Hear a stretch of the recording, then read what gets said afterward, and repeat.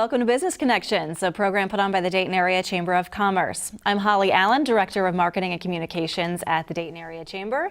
Welcome to 2018. Many of our member businesses are getting ready for the new year, hoping for a prosperous 2018. And so every year we bring in one of our expert economists to talk about what we can expect in the coming year. So I would like to welcome Dr. Thomas Traynor, who's on the hot seat. He is Professor of Economics and Interim Dean at Raj Soin College of Business. Thank you so much for being with me. Well, thanks for having me. Absolutely. You know, you come back year after year. You're so brave because we ask you some tough questions.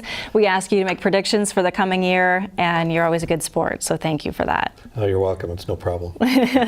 Well, let's get started. We usually start by taking a little retrospective look at the year that's behind us. How did we end 2017 from an economic standpoint? So the region continued to experience employment growth and income growth. The employment growth was a little slower this year than last year. It looks like the monthly year-over-year average is going to come in at about 5,000 additional jobs for the region this year, where we were at more 6,000 to 7,000 range. So it's not too much below the growth rate that we've had in the past, and it's really not outside of the range. I would say it's sort of a margin of error around what we'd had in the past. So maybe at the low end, but it's okay. Industries where we sort of saw some losses. I would say, I guess I should lead by saying almost every industry experienced employment growth. So it was pretty broad-based. That's another plus. Yeah. The only industries that really had declines are retail, which is kind of expected. Retail is going through a transition as more retail trade is done online to fewer employees. The information industry, so everything from newspapers to television media to some print media is declining, but not by much. And then, of course, I'm an employee at Wright State, but state higher education is, declined this last year too. I wouldn't say that any of the three of those have been surprising to us. We've seen decline in information, I think, for several years, and I think we've heard terms like retail apocalypse, unfortunately, in the last year as things have moved more to online commerce. So that's correct. Yeah, those two areas have been experiencing declines for a while, and yes, it did accelerate in retail, the decline, but it isn't. I don't think it was unexpected. Right. So with that said, was there anything as you look back on 2017 that was surprising to you? Yeah. So on the surprises on the positive side, I would say I thought manufacturing might grow about 500 jobs or so, but it grew by 1,000. So sort of at the high end of what you might expect. Yeah, that's good. And the private education actually grew more than expected by more than 1,500. I still, I guess I have to say I question that amount by a little bit in terms of the data collection. There's just samples used, but that's everything from private K through 12 to University of Dayton to so higher education to private tutoring, Kumon and places like that. So that's up. And so the fact that it's up isn't totally surprising, but the amount really kind of has caught me off guard, the growth there. In terms of decline, I do think that the retail decline, yes, you're right. I've heard the term retail apocalypse too. There's an element to which going into the year, I didn't know if it would happen this year or not, but it did. So I think we had more of a drop there than I had anticipated. Over 1,000 jobs lost in that industry. Right. It'll be interesting to see how businesses in that industry react to that. And I know as we speak, they're looking for innovative ways to fight back against what they've seen consumer trends. So it'll be interesting to see what they come up with and how quickly they implement it. Right. There'll always be some sort of retail that will exist in actual square footage and people needing to visit stores. Even Amazon is starting to open their own little retail which is interesting, right? So yes, I expect further declines, but I think there'll be some bottom somewhere. It's not going to the opportunity to go and buy goods at physical locations isn't going to disappear. Right. Maybe just a market shift of sorts, I guess. Exactly. Interesting. Well, you talked a lot last year when we met. You said the words steady growth quite a bit. And I think you said it the year before as well. Would you say that that was pretty accurate? Was that the theme of 2017 again? again Yes, this I year? think so. I mean, essentially since the Great Recession, which is, almost 10 years ago at this point, or actually technically that recession started mildly in late 2007. The real financial crisis that really worsened it didn't happen for another year.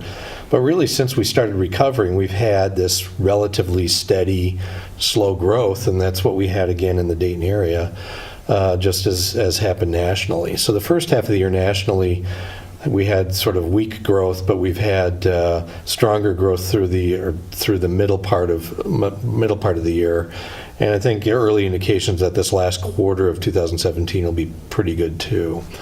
At the local level, growth hasn't been as strong as it was on the national level, but we've again had pretty steady growth.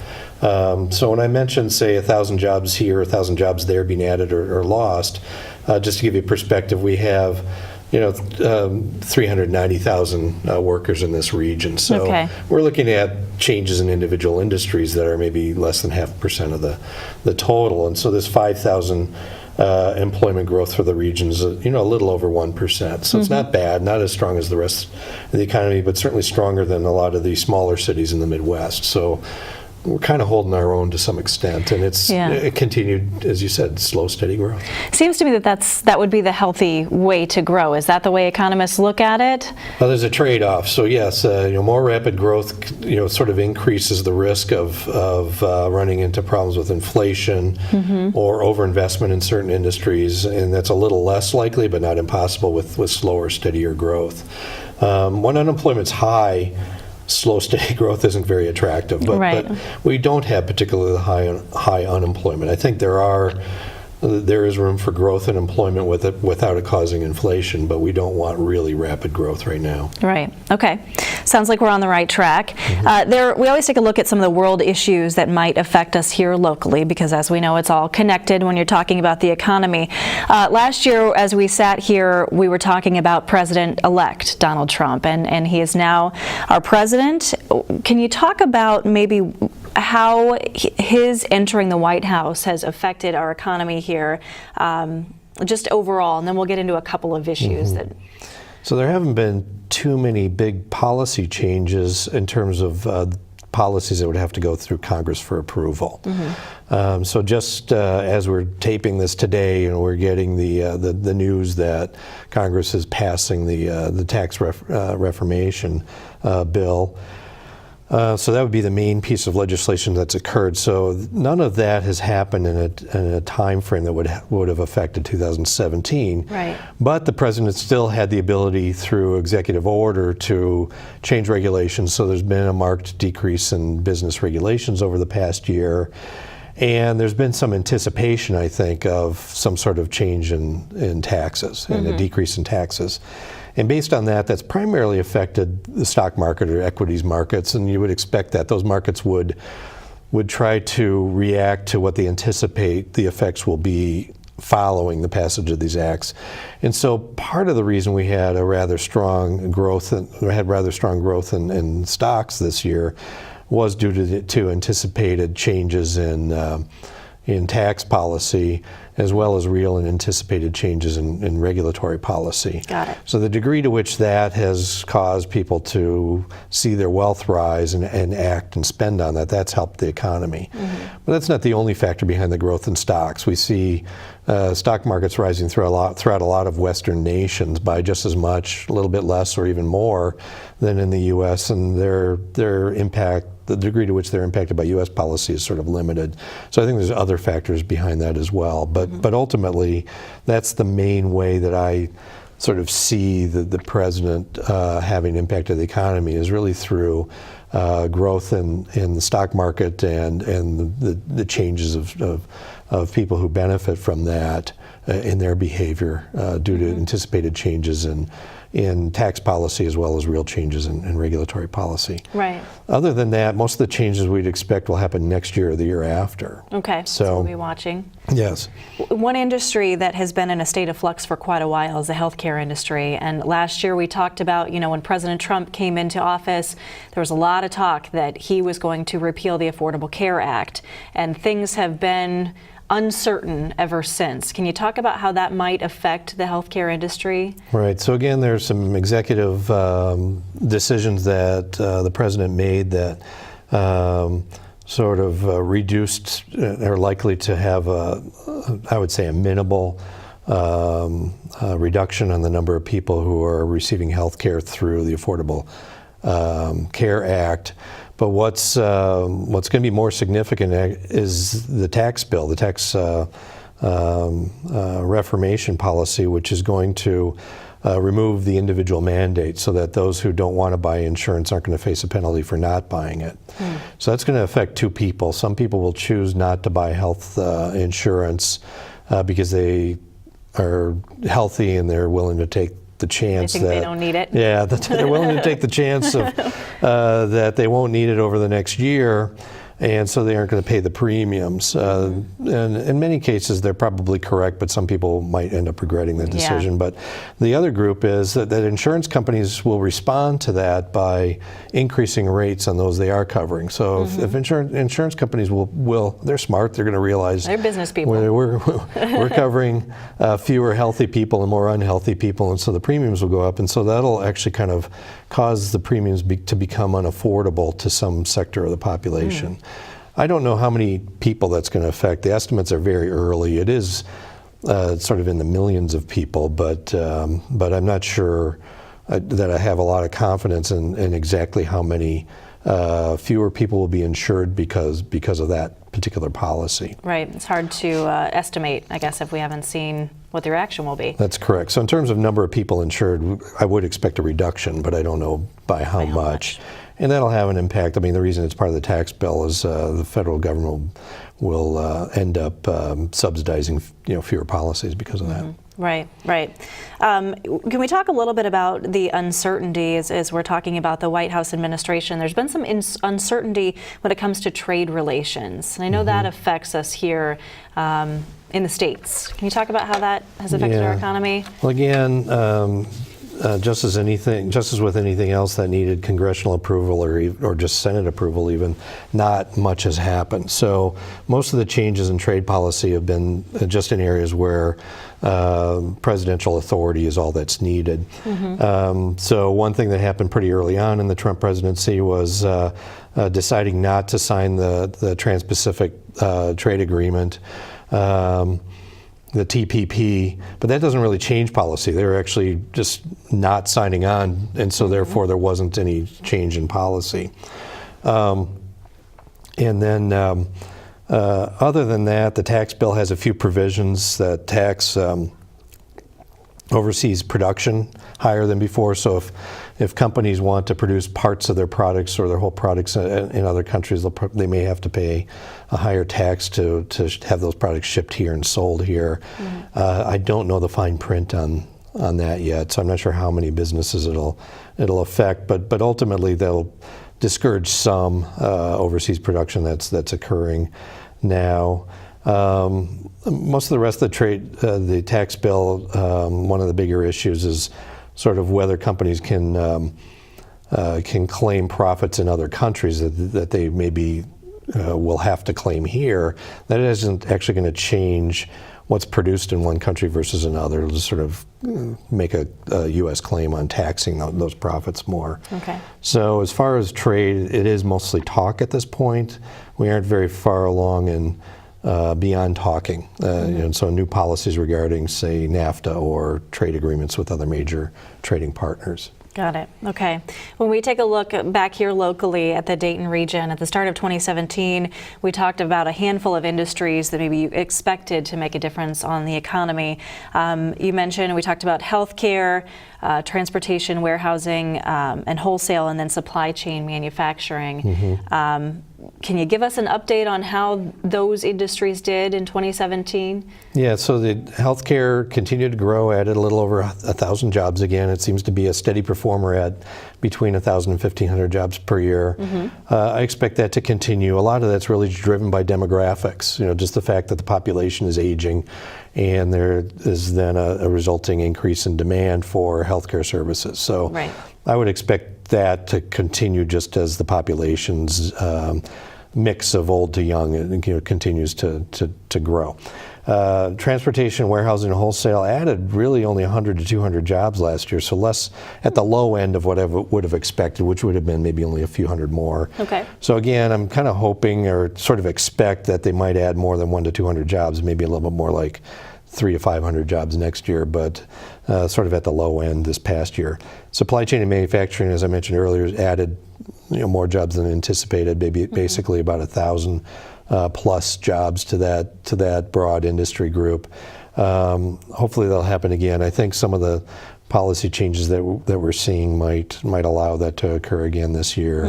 One thing to realize about the policy changes, they have to be implemented or sort of phased in. So even the tax changes won't all hit everybody on January 1st. Right. They'll sort of be phased in over time. And that's true of trade policy changes. So even if trade policy changes next year, it won't hit the economy immediately. So right. These things are all sort of gradual. Okay. And of course, we've seen warehousing and supply chain manufacturing. They've got a pretty good hold here in the Dayton area. So those are, well, and of course, healthcare. Those are right. industries we watch very closely anyway. So you get an A+, I think, when we look back at 2017 and your predictions. Can you give us your predictions for the industries that will really have an effect on our region in 2018? Yeah, so I'm still hopeful on professional and technical services.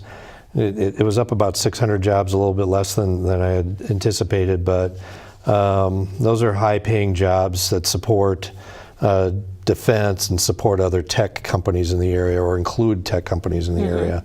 So I'm optimistic that they'll grow. That's an area that's growing nationally, and we're not, even though we have growth, this region isn't keeping up quite as much as we might hope.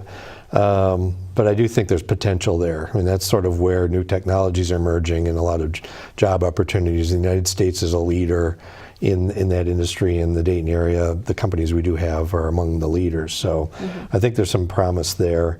As I mentioned, I'm hopeful that manufacturing will continue to grow. Defense,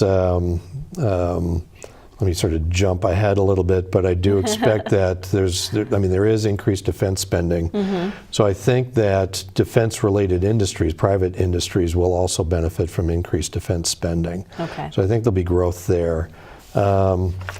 Other than that, let me look at my list here. Oh, leisure and hospitality, which has been a steady performer, also adding about 1,000 jobs a year. But I think that's going to continue to grow as long as the economy is growing. Right. That's usually an indicator of how the economy is doing overall, right? That's correct. So those are sort of sort of luxury services. Those are sort of non-necessities that people pursue, and it's everything from fine arts to going to movies and bowling and eating out and staying in hotels. And so that entire broad industry has been growing steadily in this region, just as it has nationally. And you're right, as the economy grows, that industry does fairly well. So I expect that one to grow too. So those are the areas where I expect growth. Okay. You mentioned defense, which you said you were jumping ahead a little because we can't end this episode until we talk about Wright-Patterson Air Force Base. Huge impact on our region, nearly $4.5 billion economic impact on the Dayton region, but it relies on federal funding a lot. So can you talk about what you expect for 2018? Any changes with Wright-Pat and those defense companies that support what's going on at Wright-Pat? Yeah, so I'm kind of optimistic there. Again, the changes in spending won't impact us like in the first month of the year, but I think over the year, some of the increased defense spending in the federal budget will filter to this area, and it'll be a combination of Department of Defense, employment, so federal employment, as well as employment with contractors that are surrounding the base. So I expect growth there. One thing that was interesting for me to learn in the last couple of months is technology jobs, engineering and other similar positions. The Air Force Base, Wright-Patterson Air Force Base, is finding that it's taking longer to fill some of those positions than they hoped. So I think there are good opportunities there. And so that's an industry that might be held back more from the supply side than in budgetary shortfalls. Interesting. So if people are looking for a career. Right. Think about the base. Right. That's exactly right. We typically end with a very important point, which is how does this affect the households, the everyday consumer, and the amount they have to spend on everyday life necessities. What do you expect for the coming year? Well, I think households should be comfortable with the idea that employment growth will continue, that the economy is likely to continue growing. So I expect employment growth to probably be a little bit above this year as the new federal budget with the tax cuts sort of filters through and has its impact on the economy. Higher pay on average. It depends on the occupation, of course. So some occupations will experience higher pay increases than others. And just as the tax bill is going to affect different people differently. And so I think everybody has to look at their own situation. The better educated and better skilled workers are, the better off they'll be. The more secure their employment will be and the higher their pay will be. And the more pay growth they should expect, or wage or salary growth they should expect. But I do expect that even in occupations with lower skill requirements, there'll be continued job growth there. So the tax cuts, I think people should be aware that the biggest effects will be in the early years. It won't be in the early months right away, but the tax cuts will be sort of strongest in the next couple of years, and then sort of weaken as they're pulled back unless there's some further legislation. And so those cuts will be less and less. But everybody needs to sort of look at their own situation, because I think from everything I've been reading, some people will face a tax increase actually. Right. So people have to sort of look that up for themselves and see how that phases in. The one thing to watch out for, I think, for the economy is the stock market, which has experienced really strong growth this last year, and whether that's sort of going to plateau or even decline. Right. And so that could have the exact opposite effect to that I talked about earlier, where it would cause people who hold a lot of equities, their stocks, to not feel as well off, right. and cut not back. so happy when they get that 401k and cut back on their statement. spending to some extent. So that is the one thing to be cautious about. But overall, I think that we should be fairly optimistic about the economy, and that I would encourage people to make sure they can continue to pursue higher skill levels and education, and feel pretty comfortable about where the economy is right now. Excellent. Well, I am glad to have you here with some good news again this year, because I don't know if we're going to invite you back if you have not so good. Just kidding. It's always good to get an update, and we thank you for your time and the research you put into this and sharing your expertise with us. I know our businesses, it's important to them to know what they can expect for the coming year when they're looking at how they're going to divide up their resources and planning ahead for the year to come. So thank you. I'm very happy to do it. Absolutely. Thank you for coming. It's always fun. If you would like to see Dr. Traynor's predictions for 2017, you can watch last year's episode on our YouTube channel. And of course, the Dayton Area Chamber of Commerce, you don't have to wait for the episode every year, because we also have economic data available for you on a regular basis. Dr. Traynor, actually, we confer with him and others to get you those numbers. And in fact, our 2018 economic outlook will be available in early February of 2018. Both in print form and our newly redesigned DaytonChamber.org. And you can also find our monthly economic indicators. Those are posted, released every month at DaytonChamber.org. That's done in partnership with Wright State University's Center for Urban and Public Affairs. So we thank them for their help. I'm Holly Allen, Director of Marketing and Communications. Thank you so much for being with us. Make sure you head out and follow us and like us on Facebook, LinkedIn, and Twitter. You can get more information there. But in the meantime, stay tuned for a message from our President and CEO, Phil Parker. The program featured our annual tradition of researching and discussing what our team of business and economic experts feel will play out in the new year's economy. For many years, the Chamber has asked our Volunteer Research Advisory Council to weigh our past trends and input as much predictable influences into the mix to determine what our region's economy might experience over the next 12 months. The Council has once again reviewed the data, and today's program gave their spokesperson, Dr. Tom Traynor, the chance to share with you their thoughts concerning our economy. It appears to me that the one key word is steady. We have slowly come out of a recession almost a decade ago, and our growth in employment will most likely be 1% to 2% in 2018. Some industries may grow even faster, like healthcare, logistics, manufacturing, and home building, if we can keep up with the workforce demand. A strong stock market, low rates for capital, less onerous regulations, and business-friendly tax reform could stimulate our regional economy even stronger than predicted.